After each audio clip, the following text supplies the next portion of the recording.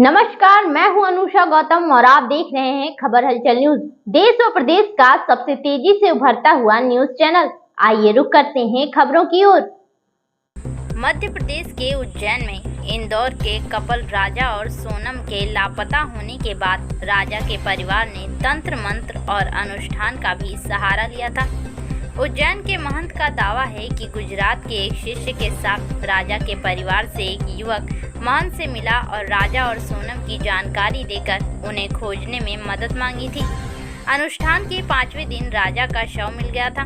महंत का दावा है कि राजा और सोनम के फोटो के साथ राजा के कपड़े पर मंत्र लिखी पर्ची को गोबर में लपेटकर तंत्र अनुष्ठान किया गया था। उज्जैन के चिंतामन रोड स्थित स्थानीय अखाड़ा परिषद के अध्यक्ष महंत रामेश्वर दास ने दावा किया है कि 23 मई को इंदौर के कपल के लापता होने के बाद राजा और सोनम की तलाश में परिवार ने हर संभव कोशिश की थी। जिस सोनम ने अपने पति राजा रघुवंशी की हत्या के लिए षड्यंत्र रचा, उसकी सलामती के लिए पति का परिवार भगवान से मिन्नतें कर रहा था और उज्जैन में किए गए तंत्र मंत्र अनुष्ठान के बारे में भी जानकारी दी है। महंत रामेश्वर दास ने बताया, राजा और सोनम के लापता होने के बाद से पूरा परिवार परेशान था। वो देवास भी गए थे, लेकिन उन्हें वहां सफलता नहीं मिली। फिर मेरे पास आए थे। हम लोग गुम हुए लोगों के लिए क्रिया करते हैं। 28 मई को गुजरात के एक शिष्य के साथ राजा के परिवार से एक युवक मिलने आया था। उसने मुझे राजा और सोनम की जानकारी देकर उन्हें खोजने में मदद मांगी।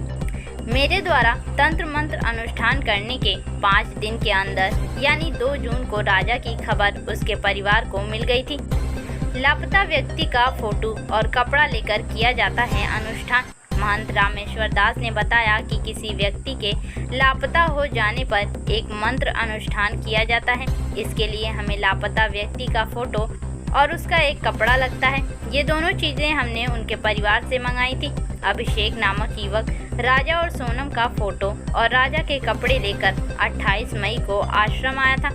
उसने पूरी बात बताई। हमने भी अनुष्ठान का कहा था और उनको बताया था कि अगले 5 दिन के अंदर खबर मिल जाएगी। इसके बाद मैंने राजा और सोनम को खोजने के लिए तंत्र अनुष्ठान शुरू किया था। राजा के कपड़े और एक मंत्र लिखी पर्ची को गोबर में लपेट कर रखा था। महंत रामेश्वर दास ने बताया कि राजा सोनम को खोजने के लिए तंत्र मंत्र अनुष्ठान किया गया था। किसी व्यक्ति को गुम हो जाने पर 5 में से एक अक्षर लिखना पड़ता है। उसमें अलग अलग बीज मंत्र होते हैं और उन मंत्रों के अलग अलग अक्षरों का अलग अलग महत्व है। उस मंत्र को हम सिद्ध कर लेते हैं, इससे कार्य में सफलता मिलती है। इस क्रिया में एक मंत्र है जिसे रोज सुबह शाम एक माला का जाप किया जाता है। फिर लापता व्यक्ति के कपड़े में एक अभिमंत्रित यंत्र रखा जाता है और उस यंत्र को गाय के गोबर से लीपकर राजा के कपड़े में लपेट कर रख दिया जाता है। इसके बाद उसके ऊपर करीब 50 किलो का वजन रख दिया जाता है।